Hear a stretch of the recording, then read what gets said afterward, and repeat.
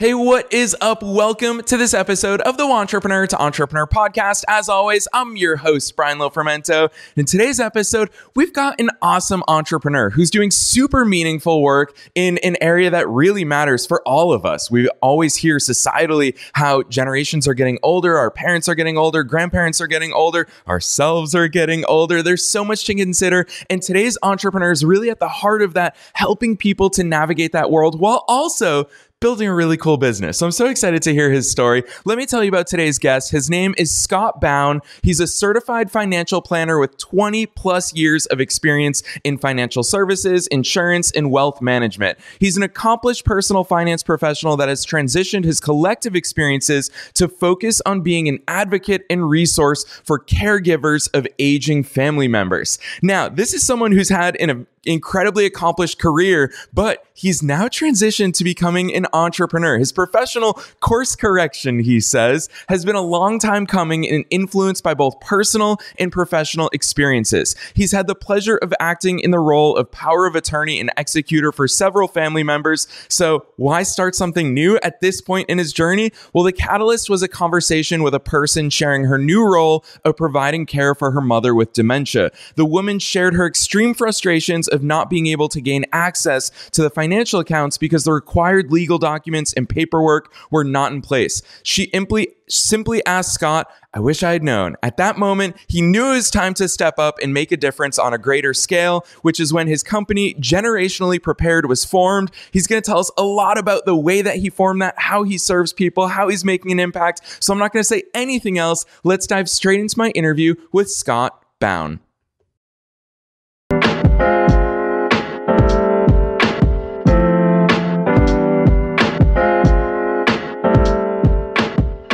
All right, Scott, I am so excited that you're here today. Welcome to the show. Brian, hey, I am extremely excited as well, and I appreciate us finding each other. So I appreciate the opportunity to talk with you today. Heck yeah, likewise. Honestly, we really love entrepreneurs that are starting businesses that are impacting people and changing the way that people are living, the world is operating. Obviously, you are at the core of something that's near and dear to all of our hearts, which is taking care of family, especially as we're all aging. But give us that backstory. Take us beyond the bio. What is your short story of how the heck you got into all this awesome stuff and heck, starting your own business? Yeah, absolutely. So years ago, I was an independent financial advisor. So I have a little bit of a background of doing things on my own. More recently, though, I was working for one of the larger financial investment companies, and great values at the company. It just wasn't a good fit. So I started to really daydream again, if you will, of what I wanted to do moving forward. And I just started thinking about my life, my family, my professional experiences, and it all kept going back to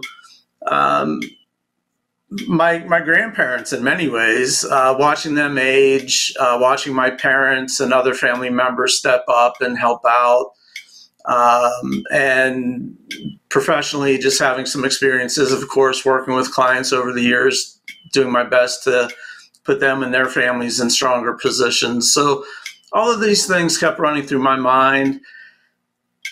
And I started to work behind the scenes, if you will, of really formulating where I felt I could best make a greater impact. I could have transitioned back into being an individual advisor, but I thought, well, that's not going to give me the scope that I'm hoping to have, the impact that I'm hoping to have with this. So I started researching online business opportunities, and I just kept coming across membership sites, and it just made sense to me that the more I researched the challenges of individual caregivers, one of their unique challenges often are a feeling of isolation. And so the membership idea just kept resonating with me for many reasons. So I headed down this path and got to a point that I was going to have to implement or not. The company I was working for did not approve it as an outside business activity, which is fine. I understood that. So couple months went by, and am I going to do this or not? And then that's when I talked with one of the clients of the firm, and she shared that she was calling to get access to her mom's accounts, just needed some basic information, and I wasn't able to provide that on that call because her mom hadn't completed the required internal paperwork that was needed for me to have that conversation. So the client rightfully shared her frustration and just raised the question, what do I do now, in essence? And that's when I internally thought to myself, you know what? I raised my hand in my mind and I said, I'm gonna take the jump because I've got the background, I've got a lot of knowledge that can help people. And so I kept moving forward, and about 1.5 years, 2 years after I left, here I am. Yes, I love that overview for so many different reasons, Scott. And chief of which is that you've done something that so many great entrepreneurs, it's our building blocks, is that you realized, hey, this is a real need that I have, and I always help people with this. Why don't I start a business and help even more people with it? But what I think is really fascinating, Scott, is I always think about the role of a practitioner. When we are working a 9 to 5, for example, if you and I are physical therapists, well, when we go to work, we do physical therapy. But if we start our own physical therapy practice, now we're not just practitioners. Now we also need to grow a business. We need to do sales. We need to do marketing. In your case, it's a business model that I love. You have a membership site. You have a growing and thriving community of people that you are constantly serving, that you are also marketing to get new members. There's so much of that. Talk to us about those building blocks, because starting a membership site is different from just starting people or helping people one-on-one. What have those intricacies been? Because for me, I love the membership model, because I always say a rising tide lifts all boats. I would imagine that you're helping people in more ways that goes beyond just you, Scott. People probably connect with each other inside of your community and they're like, holy cow, I'm not alone. This is amazing. Talk to us about that, because it is so unique. I think it's really cutting edge, and I personally think it's where the industry is going. Yeah, great insight. And so the decision again on the membership was I want to help as many people as I can. And I knew being a solo practitioner or opening up a small advisory firm would limit me on that scope. As well as I know my lane as far as the actual curated content that I can create and feel confident in helping people. But I was never actually in the day-to-day role of being a caregiver. So I don't have that experience. And that's where one aspect of where the membership site is truly helpful, where, members could ask each other, hey, this is the challenge I'm facing with my dad. Does anybody have any real life experience that can help me out with that? And the membership site open, you can access it any time.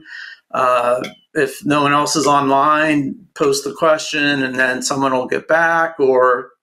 So it's that type of engagement. And I'll share technology today, obviously, compared to when I was doing an independent financial advisor role back in the early 90s to the early 2000s. This tech just wasn't there. And so it's all new to me in many, many, many ways. So the learning curve on that has been huge. Though I see value in it, of course. Being an entrepreneur today, it's not easier. There's just as many challenges. The technology, though, is it sucks you in, Brian. Just all the great things you can do with it. That it's exciting to know what's out there to help me accomplish my goals of wanting to help as many caregivers as I can.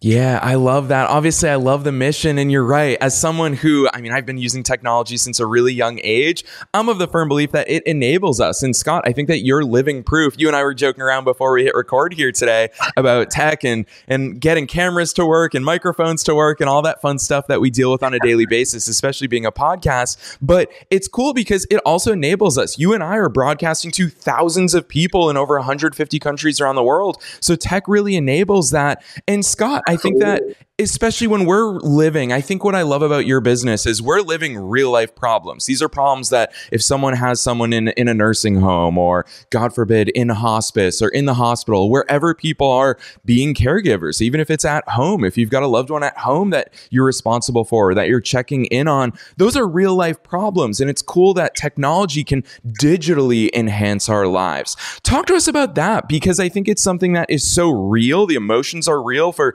people who are in that position. And then to have this digital outlet, this digital community through Generationally Prepared, talk to us about some of the things that happen on there. Is there content there? Is there, obviously there's the community. Talk to us about what's actually changing the game inside of there. Sure, absolutely. So there is definitely curated content specifically created to support caregivers helping an aging family member. There's a wide number, millions of scenarios of caregivers, special needs children, disabled family members. There's many niches to have gone down those paths. Now, I chose the aging aspect of caregiving. My grandparents lived into their mid to late 90s, so they were in my life a very long time. My family's been very lucky on the caregiving front, first of all. My grandparents' lives were pretty healthy the majority of the time. Towards the end, there were things that certainly arose. But my family, my parents had not needed to move in and provide 24-hour care. So hearing a lot of these stories, since I've really jumped into this lane, it's awe-inspiring. It is humbling. It is people showing courage beyond measure. I can throw out stats all day. Just a couple of quick ones. Caregivers while working put in an additional 20 hours a week on average, helping out an aging family member. They spend an additional $7,000 to $10,000 a year out of pocket to help the aging their loved ones. So 2 out of caregivers have,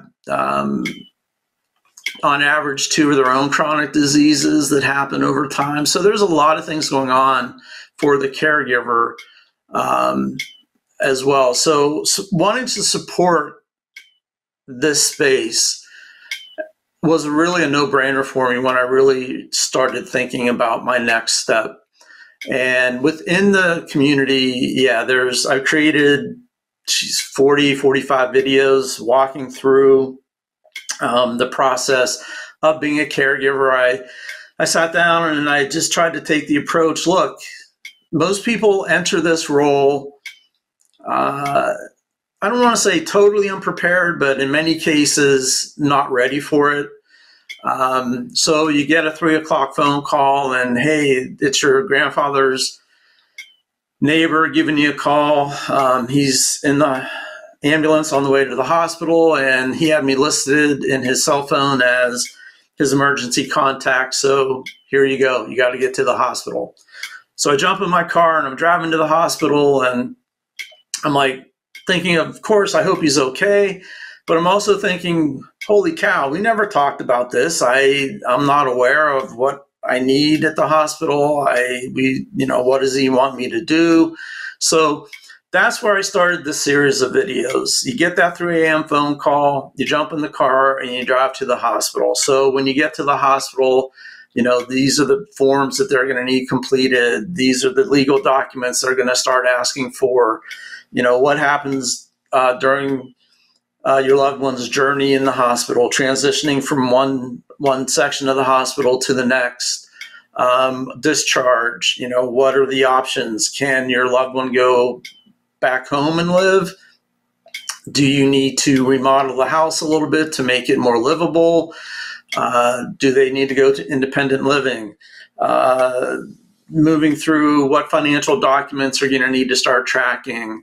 how to interpret tax forms. This isn't any advice, what's right for your specific situation, of course, but it's just education on all the things you're going to need to be aware of, the processes you're going to have to work through, where to access. I've provided hundreds and hundreds of links to Medicare, Medicaid, the VA benefits.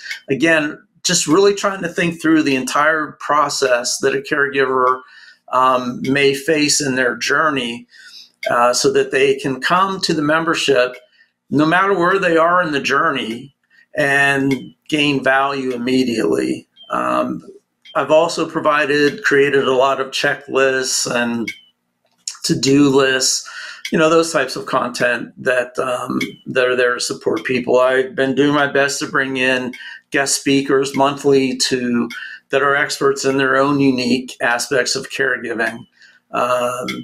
So my members could ask questions that maybe they wouldn't have an opportunity otherwise. So those are my starting points, and looking to get feedback and continue to grow from there. Yeah, Scott, I'll tell you what, there's two things that I really want to dive into with you right now.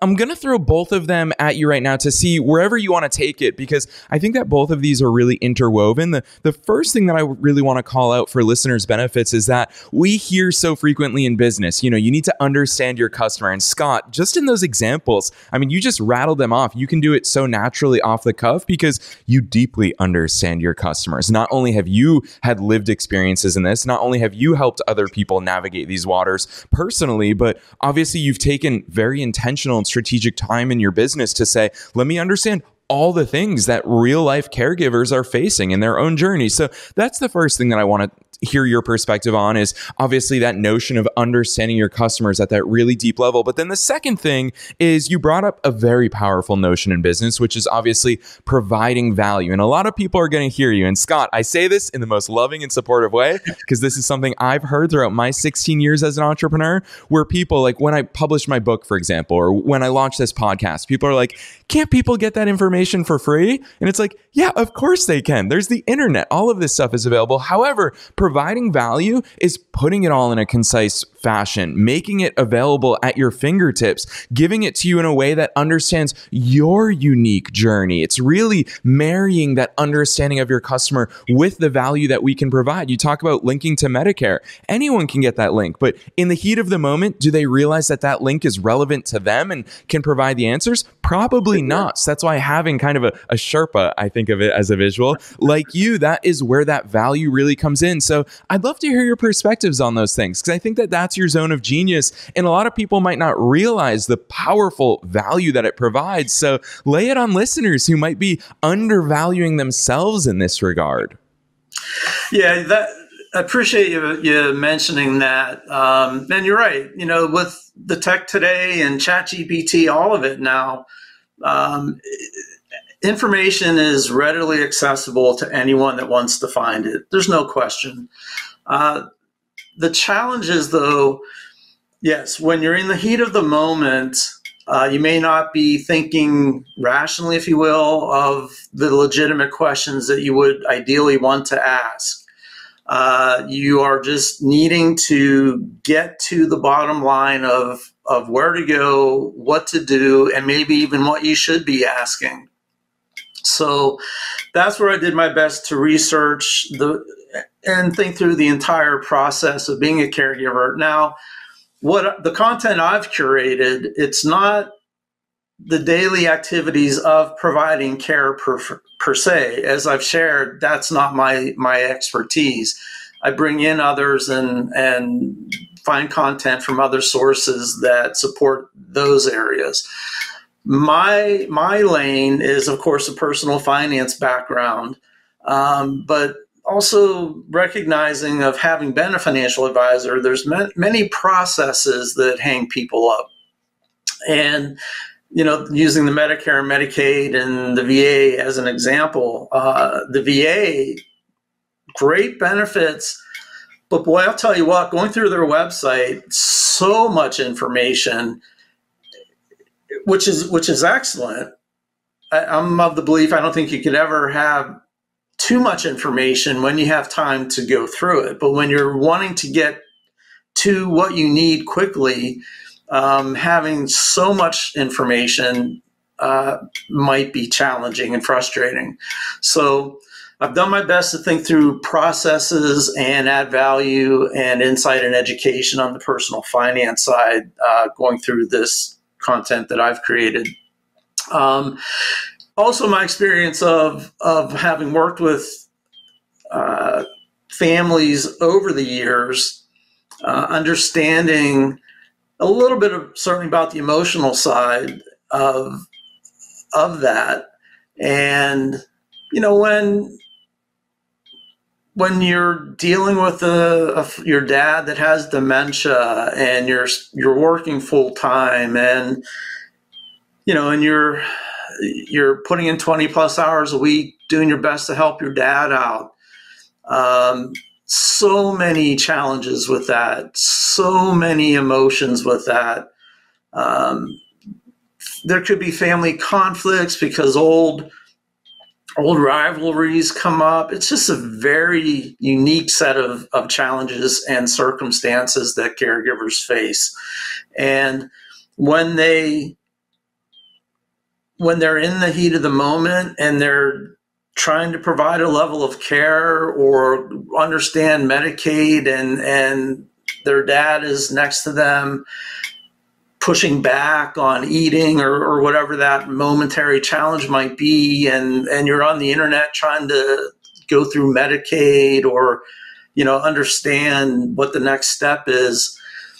It's just, you know, it's a frustrating scenario. And so I've really done the best that I can to say, okay, cut through all the stuff and just get down to what you need to do to take that step, find what you need, understand what you need to, and continue moving forward with what's really important.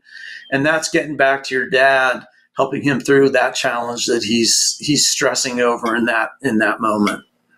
Yeah, Scott, I love the fact that you chose the word curation, that obviously you are curating these resources for people because you understand that path, you understand that journey, and that in and of itself, you use the word heat of the moment a few times. I think that that's a real value add that people underestimate. And a part of me really wants to ask you this, Scott, because I know how I am. I've started a membership site. Historically, I sold that at the end of 2021, I guess, or 2022.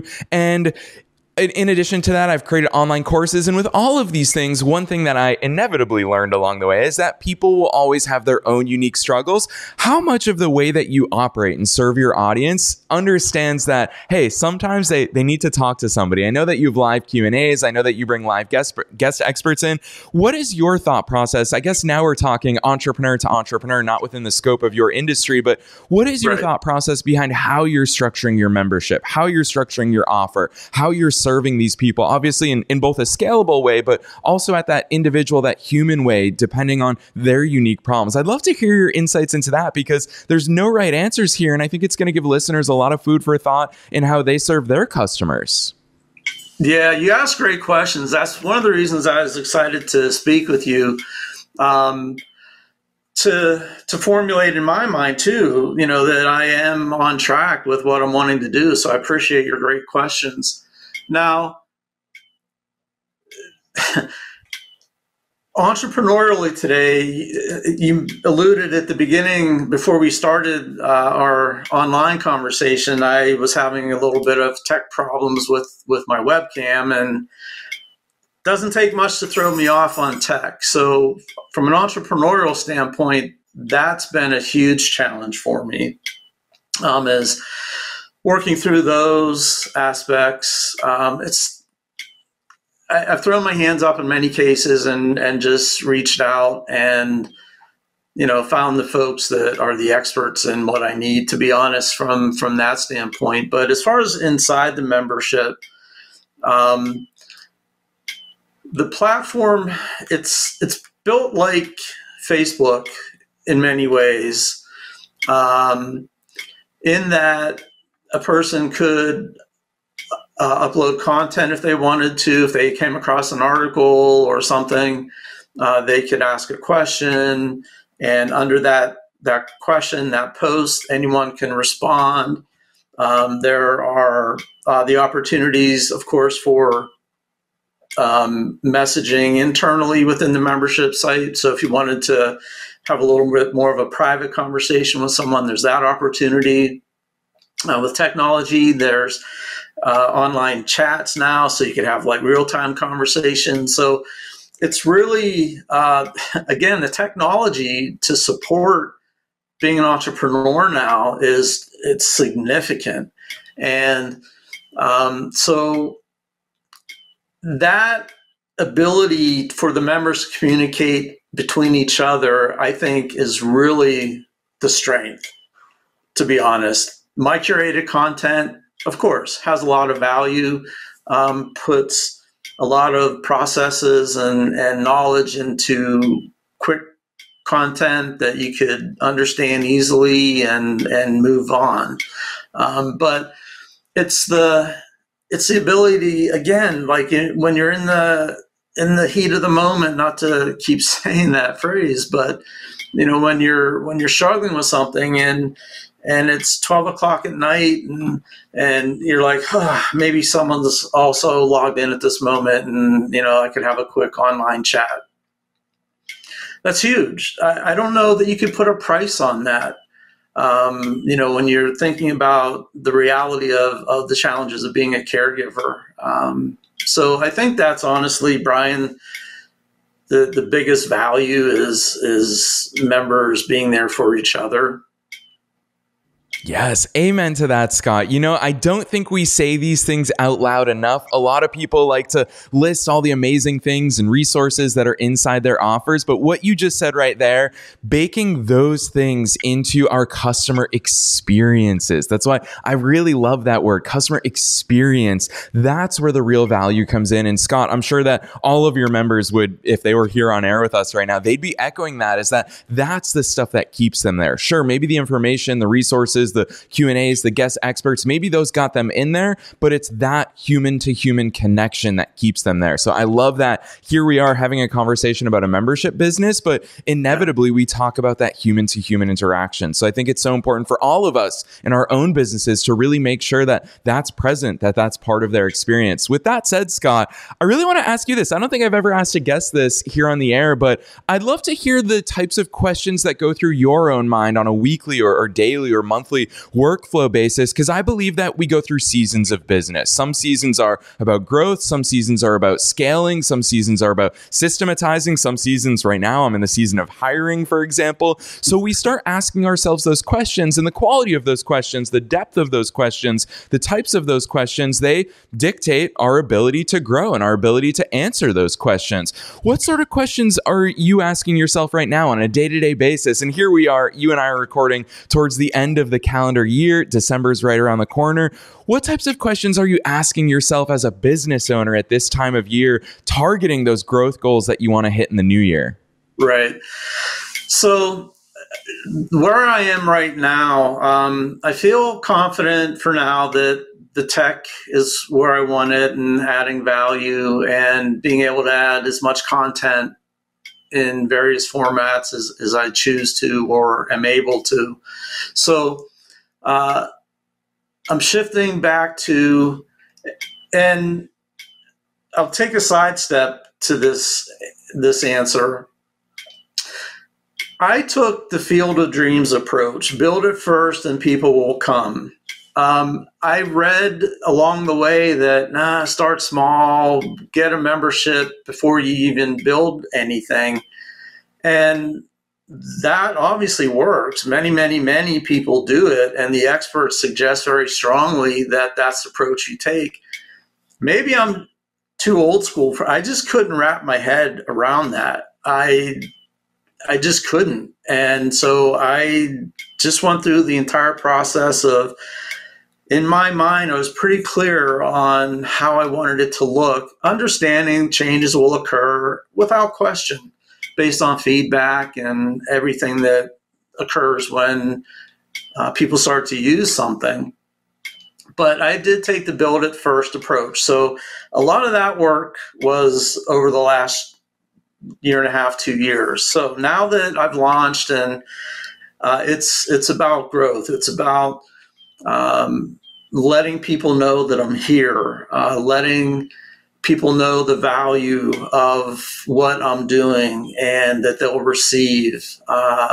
And that's been a challenge in and of itself. When I was an independent advisor back in the day, that was when you could still pick up a phone, go through a phone book and make cold calls and initiate conversations and, and build a business that way. I'm not saying one way is easier or harder, because while that certainly had its own challenges, today has its own challenges, even with all the technology. So it's having the ability to speak one-on-one with people is much more challenging. So now my messaging has to be efficient to anyone and everyone that comes across it. And again, that's all outside my lane. So I'm trying to do my best to understand it, but also from a business standpoint, be efficient with the limited resources that I have on finding people that could help me get those things accomplished in the most effective way possible. So I am truly doing my best to set this up as a business, not creating just another job for myself. And so that is where my mind is now. How can I market myself? How can I present myself in the world online in a way that resonates with caregivers? And ideally, thus the name Generationally Prepared, ideally before the events happen that care is required. Because as with most things in life, if you have time to do a little bit of research, to take preparatory steps, that's always putting you and your family in the strongest position.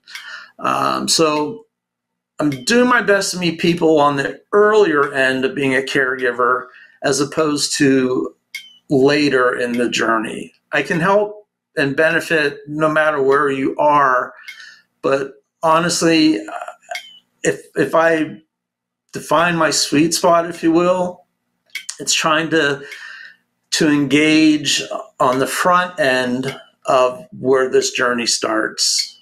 Yeah, Scott, I really appreciate the way that you articulated those thoughts and perspectives. I think it's food for thought for all entrepreneurs, and especially you entrepreneurs out there listening to us, because no matter where we are, those are things that we always must be considering. You're asking yourself those big questions. Am I treating this like a business as opposed to just another job for myself? As someone who's started businesses in the past that have felt like that, those are always the businesses that fizzled out, the businesses that I hated or got burned out from. That's the worst possible outcome. So thinking about these things now is imperative. And then the second thing that I really want to call out that I don't think enough entrepreneurs give thought to or time towards or intention or strategy towards is that last part that you shared with us of understanding not only where your business journey is, but understanding where your customer's journey is and how can I accelerate or be the catalyst earlier on in their journeys that they find me sooner. So there's all different stages we can walk into, and that sort of strategic insight from you, Scott, I think it's going to be really eye-opening for a lot of listeners, which leads me to my favorite part of every episode is I get to give my guests the hardest part of the episode, which is a tangible takeaway. For listeners who have heard you talk about so many things, from your insights into your industry as an industry expert, as someone with a really strong financial background who understands so many of these considerations, but we also got to talk today entrepreneur to entrepreneur. For people listening who are thinking, gosh, I've got things to think about, I've got work to do, what's your best piece of advice for them? What's the one thing you hope everyone walks away from today's episode thinking and, most importantly, doing? Great question. And if I could take a sidestep, I had another thought on where I'm heading, and I apologize to take this quick sidestep. I've also become more knowledgeable of the impact that caregivers while working are facing and the impacts on companies. So what I'm working towards as an additional avenue is approaching small businesses with the idea of using my membership and curated content as basically a turnkey employee resource group. caregiving within workforces, 24% of employees now are acting in some level of caregiving. When the baby boomers start requiring care, that's going to significantly increase. It's impacting all generations. Gen X, millennials, Gen Z, all going to be impacted as the baby boomers start needing help. So this is a tsunami. It's coming. We're either going to do our best to get ready for it or not. So that's another avenue I'm heading down. Now, the tip I want to leave people with is one that I started with as to what helped me really recognize that I can make a difference. And that is power of attorneys. Absolutely. It's a legal document that is definitely needed. If you don't have one, if your parents don't have one, go talk to an estate planning or elder care lawyer. A power of attorney is going to give, say, the son or daughter the ability to step in to help their mom, their dad, their grandparents out with their financial accounts, with their bank accounts. You need that type of document. The point is, though, that is often not enough because financial institutions, banks, investment companies, insurance companies have over the years created their own internal forms as well that are needed.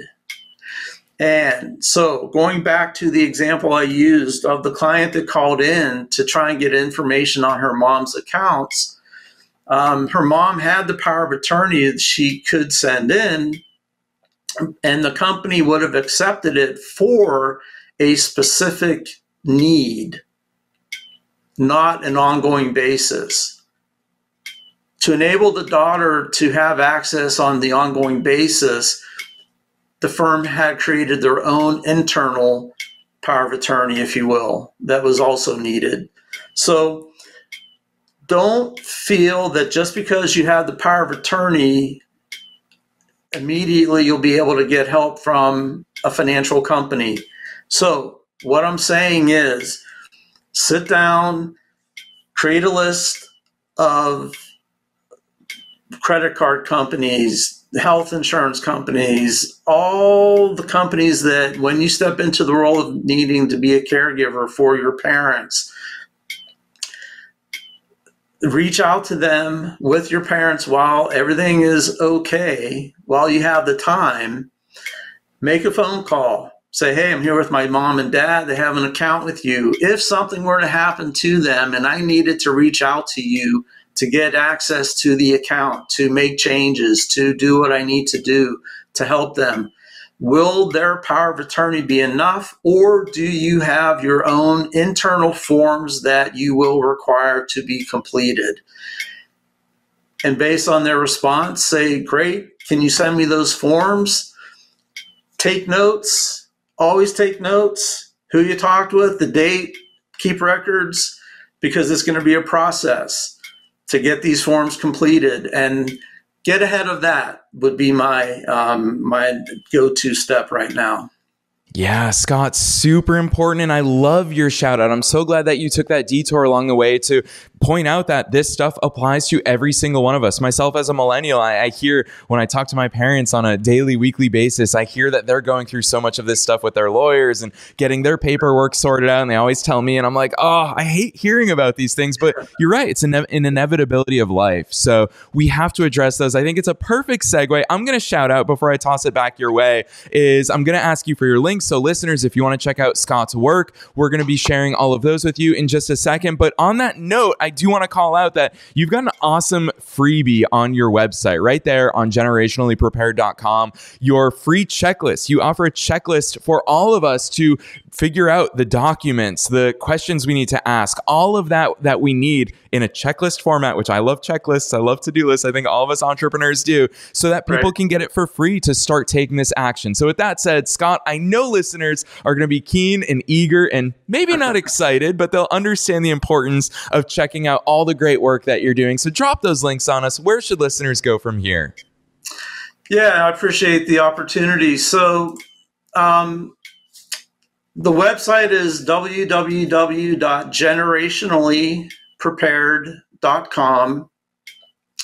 I don't know if I can email you this or how that works, the links, but, and I'm on LinkedIn as well. Last name is B as Bravo, O Oscar, W Whiskey, and November.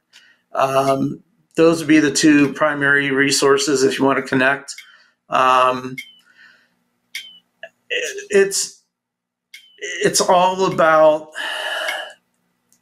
just recognizing that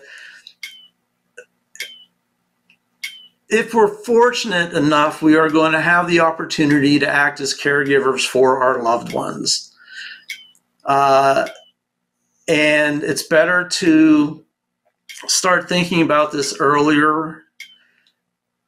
A lot of people tend to think that a caregiving journey is when you're jumping in and putting in those 20 hours a week. Your caregiving journey actually begins much sooner than that. As an example, if you start going to your parents' house and you notice your mom is starting to shuffle her feet when she walks, and then you notice that their outside brick sidewalk is uneven, and you put the two together, she is shuffling her feet, the brick is uneven, she's going to trip.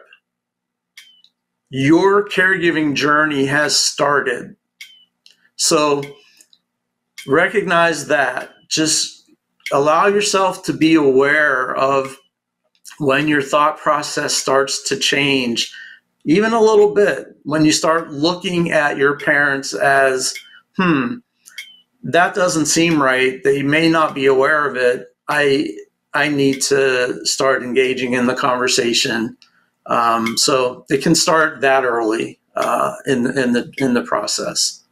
Yeah, an important perspective and note to leave on, not only professionally, Scott, but I love on a personal level how much you've put life into perspective for us today and really pointed out all of these things. Because I'll tell you what, we could talk about business for days, for weeks, for years. It's what I love doing, but this is the stuff that really matters. So super important perspectives from you. Listeners, you all know the drill. The links that Scott and I both mentioned, generationallyprepared.com, as well as a link to Scott's personal LinkedIn and any other links and goodies that he sends our way, you will find right on down below in the show notes, wherever it is that you're tuning into today's episode. So Scott, on behalf of myself, I learned so much here today. In behalf of all the listeners, thank you so much for joining us here today on the Wantrepreneur to Entrepreneur podcast. Brian, you do great work. I appreciate the opportunity to be here and look forward to talking again.